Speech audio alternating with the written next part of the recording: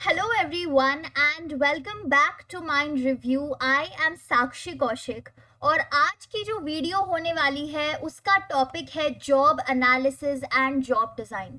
So this is a very small but a very important topic in organisational psychology. So let us get started without wasting any further time. So सबसे पहले हम शुरू करेंगे job analysis से. What is job analysis? तो ये एक process होता है. देखो नाम से आपको पता लग रहा होगा किसी भी जॉब का एनालिसिस करना.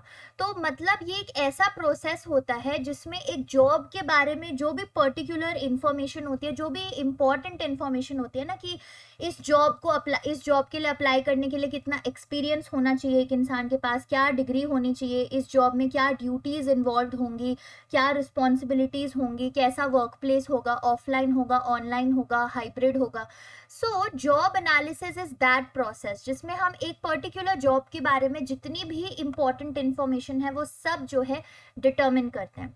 एंड जॉब एनालिसिस में दो चीज़ें इंक्लूडेड होती हैं. एक है आपका जेडी और दूसरा है आपका JS. So which is your job description and your job specification. Now what do we mean by job description?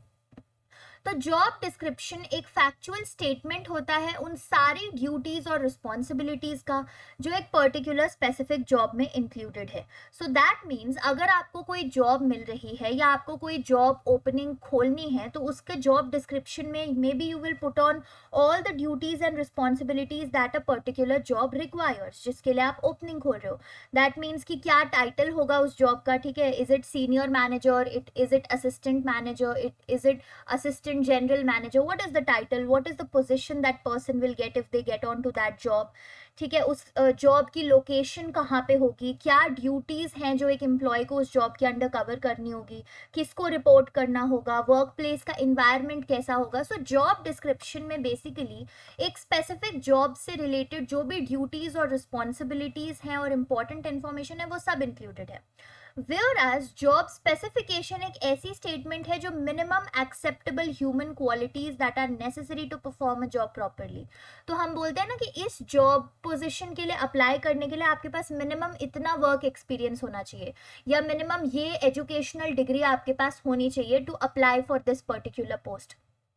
So when we are putting that bar कि ये मिनिमम एक्सेप्टेबल ह्यूमन क्वालिटी है कि ये तो आपके पास होना ही चाहिए to perform that particular job properly. So job specification में we include things like your educational background, your degrees, your work experience, आपके पास कौन सी स्किल्स प्रेजेंट होनी चाहिए, कौन सी ट्रेनिंग्स आपको लेनी चाहिए, आपके पास होनी चाहिए to perform that particular job. ठीक है, आपकी पर्सनल कैरेक्टरिस्टिक्स कैसे होने चाहिए, आपकी इमोशनल कैरेक्टरिस्टिक्स कैसे होने चाहिए. So where job description was revolving all around the job कि एक जॉब में क्या क्या चीज़ें इंक्लूडेड है, कौन से टास्क और रिस्पॉन्सिबिलिटीज हैं. जॉब स्पेसिफिकेशन इंक्लूड्स अपॉन कि कौन सी वो मिनिमम रिक्वायरमेंट्स हैं या एलिजिबिलिटी हैं ताकि आप एक जॉब अच्छे से परफॉर्म कर सको. सो आई होप आपको ये जॉब एनालिसिस के अंडर आने वाले दो कॉन्सेप्ट्स क्लियर होंगे. And now we quickly move on to the concept of job design. तो once again job analysis was कि हम एक जॉब के बारे में सारी इंपॉर्टेंट इंफॉर्मेशन पता कर रहे हैं. But once we are into the job और व्हाटएवर, तो मैनेजर का रोल ये भी है कि वो जॉब्स को डिजाइन करे.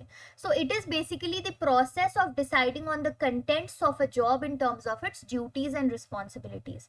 तो जहाँ पे यहाँ जॉब डिस्क्रिप्शन में हम ड्यूटीज एंड रिस्पॉन्सिबिलिटीज बता रहे थे एक पर्टिकुलर जॉब की, उससे बताने से पहले हमें उसे डिजाइन तो करना पड़ेगा ना कि इस पर्टिकुलर जॉब में आपकी ये ड्यूटी होगी, ये रिस्पॉन्सिबिलिटी होगी.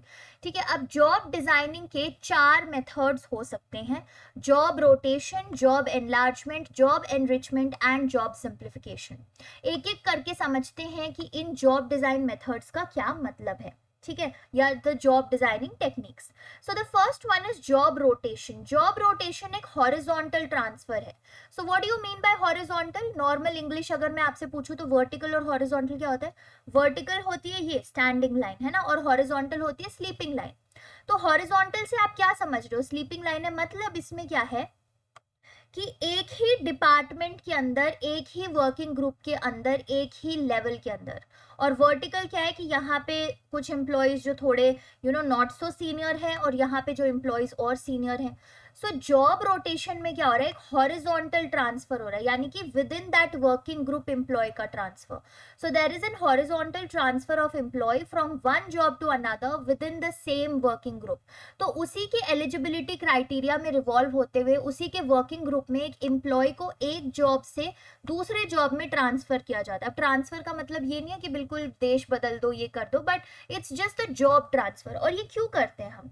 एम यहाँ पे ये है कि एक एम्प्लॉय के काम में वैरायटी ऐड हो, ताकि वो एक ही काम कर करके बोर ना हो जाए और उसकी मोटिवेशन कम ना हो जाए जॉब की, या work motivation. Remember we discussed a lot about work motivation and theories.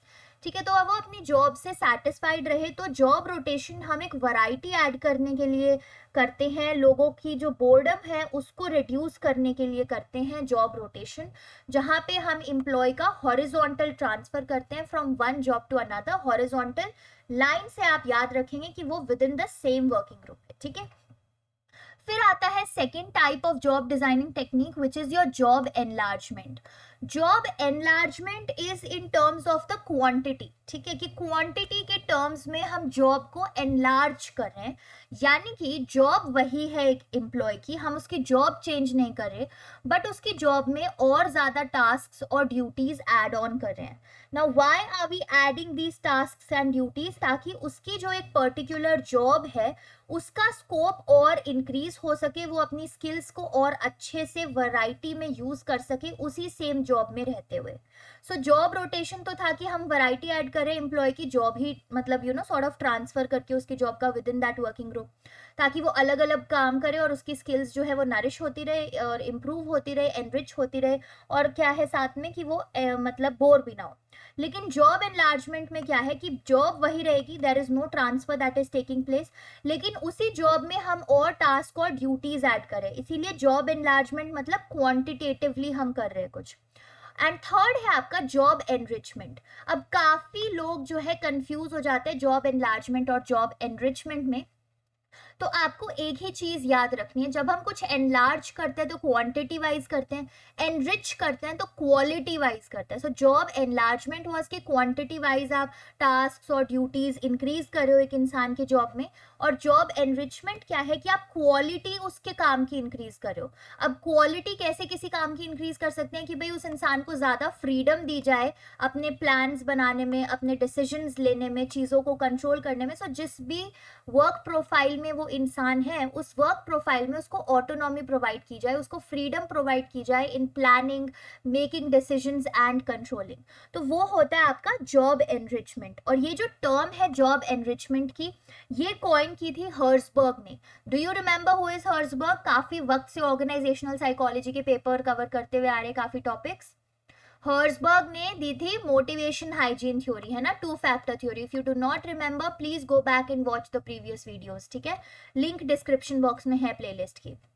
सो ये टर्म हर्सबर्ग ने कॉइन की थी. और यहाँ पे हम क्या कर रहे हैं कि एक जो जॉब है उसको एक एम्प्लॉय के लिए ज़्यादा रिवॉर्डिंग करने के लिए हम कुछ इस तरीके से डिज़ाइन करें कि उसकी क्वालिटी में एनरिचमेंट हो, उसकी जो फ्रीडम मिलनी चाहिए प्लान, डिसीजन मेकिंग और कंट्रोलिंग की, वो उसे मिले. And the fourth technique of job designing is job simplification.